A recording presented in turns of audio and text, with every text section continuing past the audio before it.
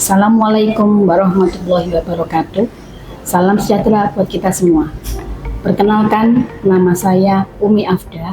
Saya saat ini adalah salah satu dosen di S1 Program Studi Agribisnis Fakultas Pertanian Universitas Wisnuwardana Malang. Sebagai dosen, saya mempunyai kewajiban untuk melaksanakan Tridharma perguruan tinggi yang meliputi 3 kriteria, yaitu pengajaran, penelitian, dan pengabdian. Pada kesempatan ini, saya akan memaparkan pernyataan diri dalam unjuk kerja bidang pengajaran yang merupakan salah satu syarat sertifikasi dosen tahun 2025. Sesuai dengan bidang ilmu yang saya tekuni, yaitu ilmu ekonomi pertanian, dengan salah satu mata kuliah yang saya ampuh, yaitu mata kuliah Manajemen Keuangan Agribisnis. Mata kuliah Manajemen Keuangan Agribisnis merupakan mata kuliah wajib pada program studi agribisnis Fakultas Pertanian Universitas Wisnuwardana dengan bobot 3 SKS dan berada pada semester 4. Mata kuliah Manajemen Keuangan Agribisnis merupakan mata kuliah yang didesain untuk memberikan pengetahuan dasar kepada mahasiswa mengenai sistem pengelolaan keuangan bisnis pada umumnya dan bisnis di bidang agribisnis pada khususnya dalam rangka pencapaian tujuan bisnis, yaitu memaksimumkan keuntungan bisnis. Bagian pertama dalam mata kuliah ini membahas tentang konsep dasar manajemen keuangan agribisnis dari arti kemudian sampai dengan ruang lingkup manajemen keuangan itu sendiri. Bagian selanjutnya mencakup konsep nilai waktu terhadap uang, kemudian konsep mengenai jenis-jenis laporan keuangan, dan dilanjutkan bagaimana menganalisa laporan keuangan dengan metode rasio keuangan sebagai dasar pengambilan keputusan keuangan dalam bisnis. Bagian terakhir dari perkuliahan manajemen keuangan diharapkan mahasiswa memahami dan mampu melaksanakan sistem pengendalian keuangan dalam bisnis, mulai dari manajemen modal, manajemen kas, manajemen investasi, sampai bagaimana perhitungan, perencanaan, keuntungan bisnis jangka pendek dan jangka panjang. Pada pelaksanaan pengajaran mata kuliah manajemen keuangan agribisnis yang saya ampuh menggunakan pendekatan metode DIE, yaitu Delivery, Interaction, dan Assessment. Pendekatan delivery dalam hal ini saya sebagai dosen fokus untuk mempergunakan bagaimana cara penyampaian materi yang baik, yang menarik, dan yang efektif sehingga mudah dimengerti oleh mahasiswa dengan menggunakan beberapa metode.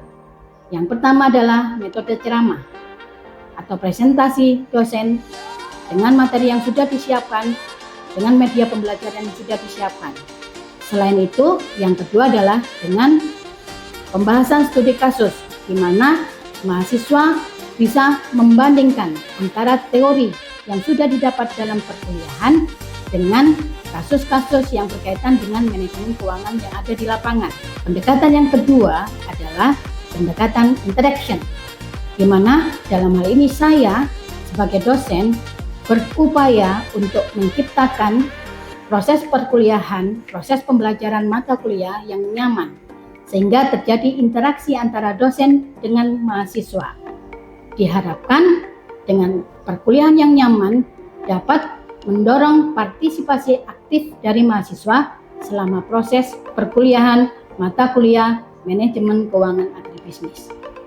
Metode yang saya gunakan adalah yang pertama dengan sesi tanya jawab, yang kedua adalah diskusi, yang ketiga adalah memberi kesempatan kepada mahasiswa untuk mempresentasikan dari penugasan yang sudah diberikan sesuai dengan materi perkuliahan yang dibahas.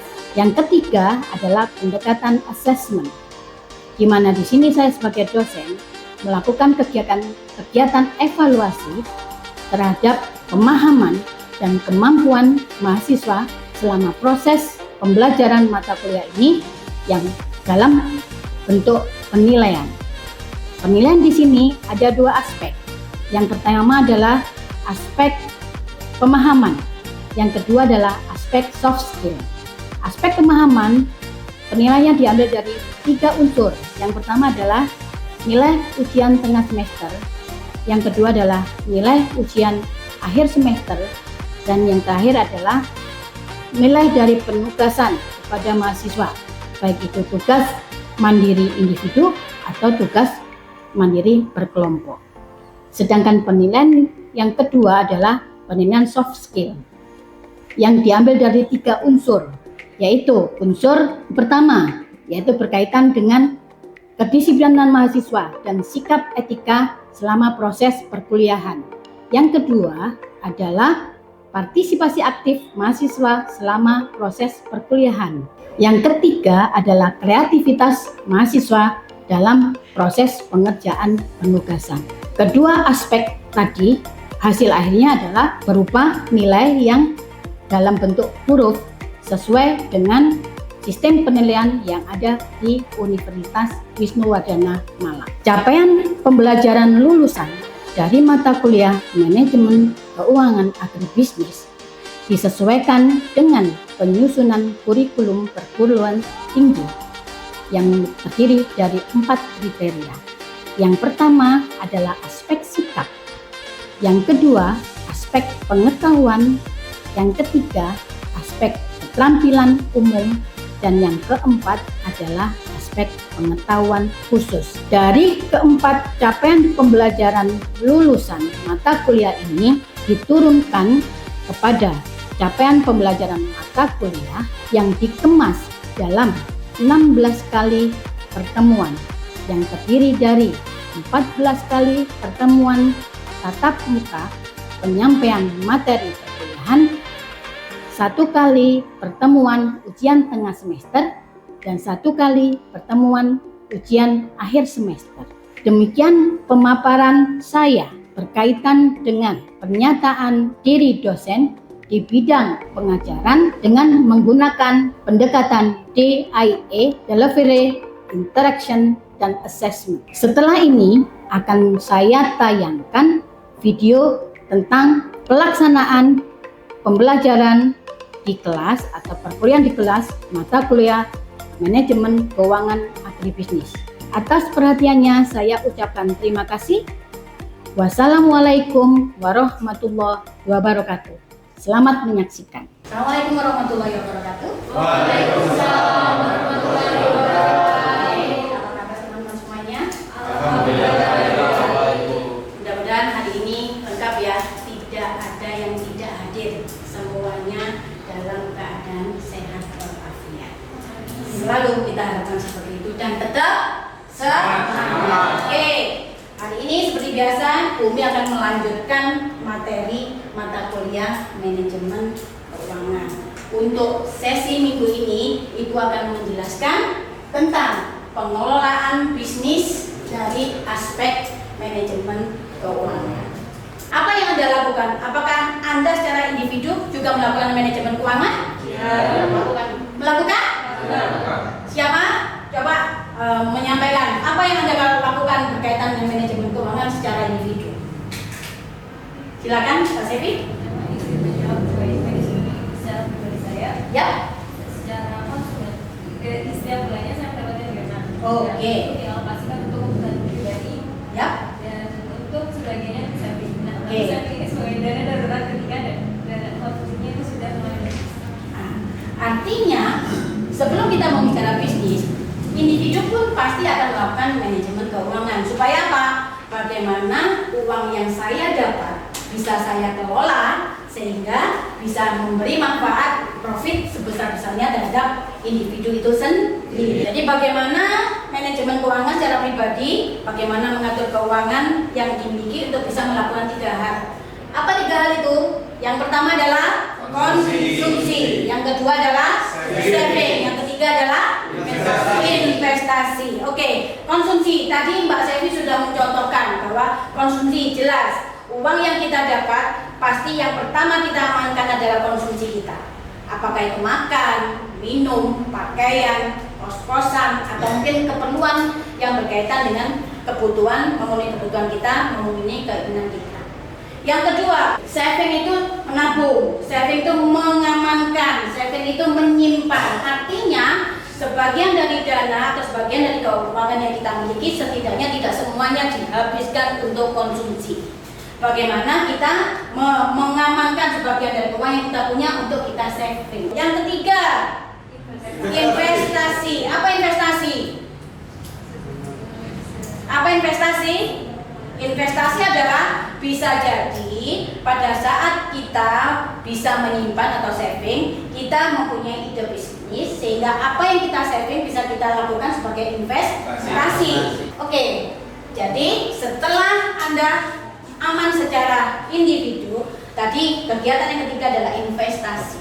Dan investasi biasanya berkaitan dengan yang namanya bisnis. Ibu akan juga menjelaskan apa itu bisnis, suatu unit kegiatan produksi yang mengelola sumber-sumber ekonomi untuk menyediakan barang atau jasa bagi masyarakat. Ada 3 berkaitan dengan sumber daya ekonomis dalam suatu bisnis atau dalam suatu perusahaan. Yang pertama apa? Ada yang namanya natural resource atau sumber daya alam. Apa sumber daya alam? Sumber yang tersedia di alam, ya, yang bisa digunakan manusia untuk memenuhi kebutuhan. Yang kedua, ada human resource. Kalau bahasa Indonesianya SDM, sumber daya manusia. Jadi yang ketiga adalah capital resource atau man-made resource. Suatu perusahaan, maka kita harus melihat perusahaan itu dalam satu sistem. Apa dalam satu sistem? Harus antara unit yang satu dengan unit yang lain harus saling terkait. Untuk mengaitkan itu semuanya biasanya apa bahasanya? Manajemen. Nah, di sini tadi sudah dikatakan sama Bumi bahwa ada 3 jenis sumber ekonomi yang mana di situ sumber pokoknya ada 6M. Apa saja? Money, material, mesin, metode, dan market. 6M ini wajib ada. Tanpa market kita tidak bisa dikatakan itu suatu bisnis. Ini Ibu akan jelaskan bagian mengenai fungsi manajemen. Tadi sudah dijelaskan sama Bumi. Sebenarnya mendasar adalah POA. P-nya apa? Planning. O-nya apa? Organizing, actuating, control. Wajar bisa jadi Anda seorang planner yang baik. Tapi pada saat action belum tentu planning itu berjalan dengan baik. Ya, kemampuan manajemen juga harus dimiliki oleh setiap individu. Setelah ada planning yang mantap, apa yang dilakukan? Jelas, di sini adalah implementasi. Kalau tidak diimplementasi, kalau tidak diactionkan, sama juga dengan tong kosong nyari bunyinya. Apa? Hanya bisa planning aja, tapi tidak bisa mengactionkan atau mengimplementasikan. Hal yang ketiga adalah pengendalian. Kenapa pengendalian jadi penting? Oke? Karena ada semua rencana sama implementasinya itu sesuai, Bu. Oke. Kita kendalikan. Artinya seperti itu. Ada dibilang rencananya mantap, tapi pada saat di action, pada saat ada hasil tidak sesuai dengan apa yang direncanakan. Wajar apa enggak? Wajar, karena di luar sana banyak faktor X. Sehingga di situ perlu ada kegiatan yang ketiga, pengendalian. Di mana pengendalian itu mengukur hasil, kemudian mengevaluasi hasil, dan melakukan kegiatan atau tindakan perbaikan. Mengukur hasil itu maksudnya apa? Membandingkan antara apa yang direncanakan dengan hasil yang didapat. Sehingga tadi Bumi bilang, kalau kita berbicara bisnis, tadi sudah ada sumber daya ekonomis yang 6M tadi ya, maka di situ perlu adanya kegiatan manajemen yang merupakan proses yang tidak dapat dipisahkan satu dengan yang lainnya. Kalau kita berbicara bisnis, ada 4 manajemen yang harus kita ketahui, harus kita pahami. Yang pertama apa? Manajemen produksi. Yang kedua, manajemen sumber daya manusia. Yang ketiga, keuangan dan pemasaran. Itulah yang dinamakan bisnis. Dan manajemen keuangan merupakan salah satu poin penting dalam konteks secara menyeluruh dari suatu bisnis. Pada saat semuanya bisa dilakukan dengan baik, maka tadi dikatakan tujuan dari manajemen pasti ada goal yang merupakan keuntungan yang maksimal. Nah, di sini tujuan perusahaan ada dua, tujuan ekonomis dan tujuan sosial. Apa tujuan ekonomis tadi? Yuk, siapa yang mau menjawab? Ya, yuk.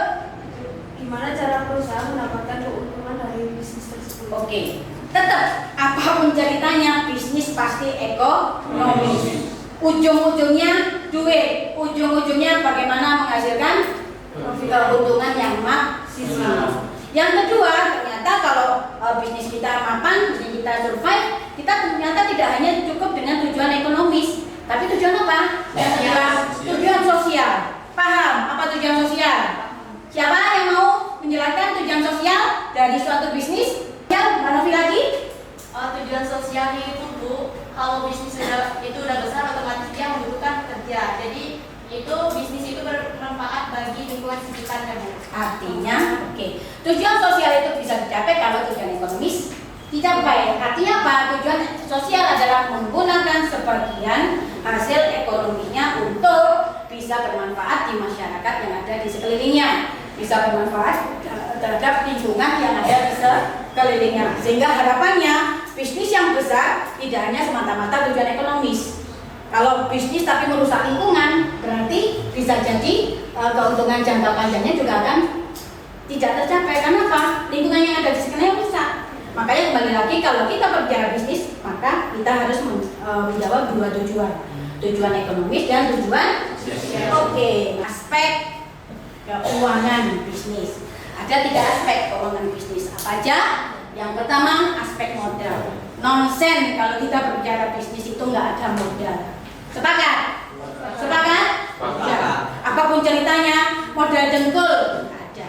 Tetap harus ada yang namanya modal, ada finansial, ada uang gitu ya. Yang kedua adalah aspek pembiayaan. Yang ketiga nanti adalah aspek pendapatan.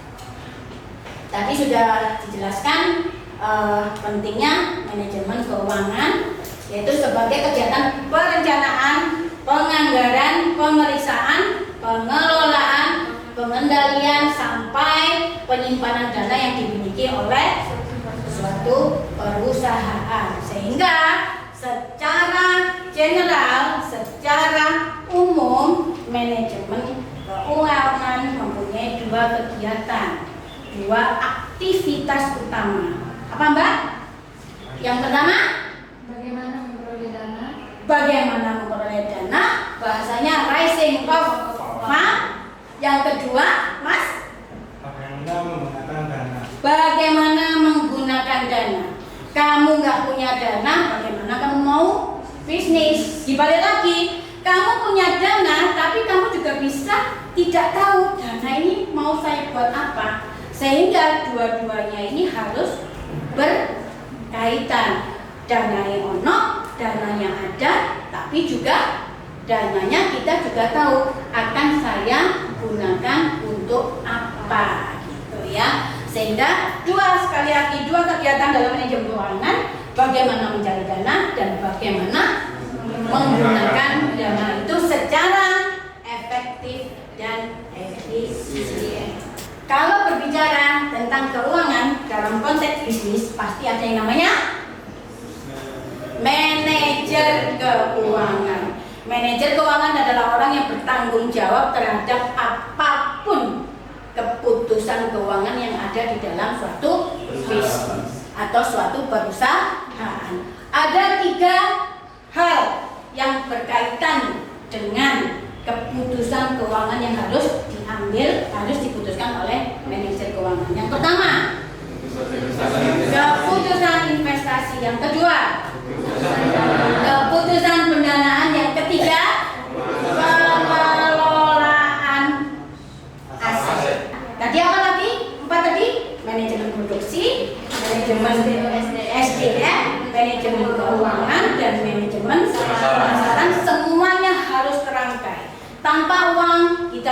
bisa melakukan aktivitas apa-apa. Tapi dengan uang yang ada, tapi kemampuan manajemen yang jelek, kita juga tidak dapat apa-apa dari uang yang kita keluarkan. Apa manajemen keputusan investasi? Keputusan keuangan yang berkaitan dengan seberapa besar dana yang dimiliki perusahaan untuk dikembangkan menjadi investasi.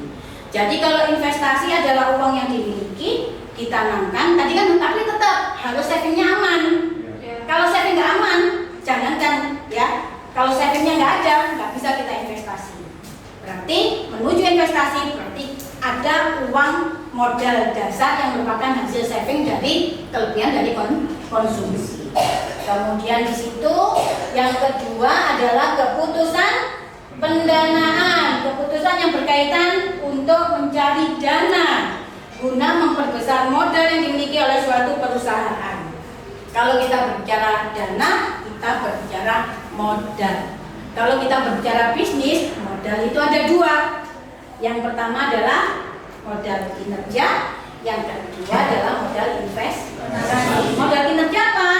Modal yang diperlukan untuk bagaimana perusahaan atau bagaimana bisnis itu bisa melakukan kegiatan operasionalnya sehari-hari. Tapi kalau modal investasi, modal yang ditanam untuk memperbesar kapasitas perusahaan, bisa melalui ekspansi atau bisa melalui diversifikasi produk.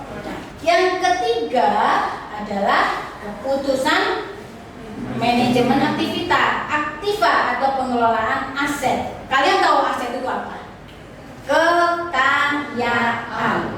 Ya, kekayaan aset itu ada aset lancar. Kalau berbicara di akuntansi, aset itu termasuk dalam aktiva. Kekayaan, ada aset lancar, ya, aset tidak lancar. Kalau aset lancar apa? Yang mudah dicairkan, mudah diuangkan. Kalau aset tidak lancar adalah aset yang biasanya berbentuk gedung, berbentuk tanah, yang mana pencairannya mungkin bisa dicairkan tapi tidak secepat dengan aset lancar. Kalau kita berbicara aset, kita berbicara kekayaan perusahaan, kita berbicara aktiva perusahaan. Jadi ketiga keputusan ini harus diambil oleh manajer keuangan berkait dari permasalahan-permasalahan yang ada dalam perusahaan. Ternyata manajer keuangan itu untuk bisa mengambil ketiga keputusan itu dengan baik dan benar, maka di situ dia perlu apa yang perlu diperhatikan? Yang pertama, mengerti mengenai informasi keuangan. Yang kedua, mengetahui cara memanfaatkan informasi. Yang ketiga, bisa mengkomunikasikan, ya, di mana tiga hal inilah yang harus dimiliki keahlian seorang manajer keuangan. Tadi kan dikatakan bahwa seorang manajer keuangan itu harus tahu tentang informasi keuangan. Informasi keuangan didapat dari mana? Dari laporan keuangan. Laporan keuangan dari mana? Aktivitas akuntansi. Anda semua sudah mengambil mata kuliah dasar akuntansi, ya? Di mana hasil akhir dari kegiatan akuntansi adalah berupa laporan keuangan. Kalau kita berbicara bisnis, ada 3 macam laporan keuangan. Apa saja itu? Yang pertama, yang pertama adalah fungsi dari laporan keuangan untuk media komunikasi. Yang kedua adalah untuk menyediakan rangkuman apapun tentang informasi keuangan. Yang ketiga adalah digunakan untuk merepresentasi keadaan fisik dari operasional suatu perusahaan. Kenapa laporan keuangan menjadi penting dalam suatu kegiatan bisnis? Karena laporan keuangan merupakan sumber informasi keuangan sebagai dasar pengambilan keputusan keuangan. Di sini siapa saja yang memerlukan laporan keuangan? Yang pertama, pihak manajemen. Yang kedua, para pemilik perusahaan, bisa jadi investor. Ya, jadi perusahaan itu bisa ada pemiliknya. Yang ketiga adalah kreditur. Pada saat kapan kreditur itu memerlukan laporan keuangan? Oke, bisa jadi kreditur itu mereka bisa memberi pinjam. Syarat untuk meminjam gimana? Dia yakin bahwa perusahaan itu dalam kondisi sehat. Sehat itu apa? Profitnya mantap, kan gitu kan? Dari mana? Dari laporan keuangan. Kemudian jelas dari pemerintah. Kalau dari pemerintah itu apa?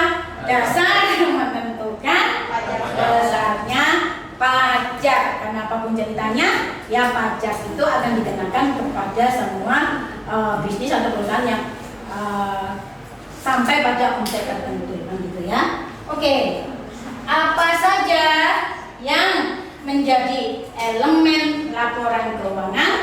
Yang pertama, aktiva. Yang kedua, utang atau kewajiban. Yang ketiga, modal. Keempat adalah pendapatan. Yang kelima, biaya. Yang keenam, untung, rugi, setoran, dan utang. Di sini ada pertanyaan.